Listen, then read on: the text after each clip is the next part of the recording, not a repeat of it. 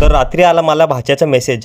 तो म्हणला चल जाऊ मामा शिर्डीला. एवढ्या रात्री तर शक्य नव्हतं, पण दुसऱ्याच दिवशी मी निघालो तुम्ही येता. नमस्कार मंडळी, स्वागत आहे आपल्या नवीन मिनी ब्लॉग मध्ये. श्री साईनाथांना नमन करून आम्ही प्रवासाला सुरुवात केली. कसारा घाट चढून आम्ही सर्वांनी घाटदेवी मातेचे दर्शन घेतले व पुढील प्रवास सुरू केला. नशीब एवढे खराब होते की आमची गाडी पंक्चर झाली. आम्ही सर्वांनी मिळून गाडीची स्टेपनी बदलली. दमलो मधून घेतला गरमागरम चहा. भूक तर खूपच लागली होती, म्हणून आम्ही एका हॉटेलला थांबून घेतला जेवणाचा आस्वाद. जेवणाची चव ही अप्रतिमच होती. 180 किलोमीटरचा पल्ला गाठून आम्ही पोहोचलो शिर्डीमध्ये. मंदिराचा गाभारा व कळस बघून मनी मोर नाचू लागले.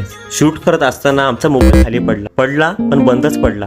झोप तर कुणाचीच झाली नव्हती. आम्ही सर्वांनी आवरून मंदिरा दिशेने निघालो. गाभाऱ्यामध्ये पोहोचताच सर्वप्रथम आम्ही बुट व मोबाईल लॉकरला ठेवले. गर्दी तर खूप कमी होती, त्यामुळे दर्शन आमचे खूपच छान झाले. बाबांना पाहून मन प्रसन्न झाले. दर्शन होताच आम्ही खूप सारी लाडूची पॅकेटे घेतली.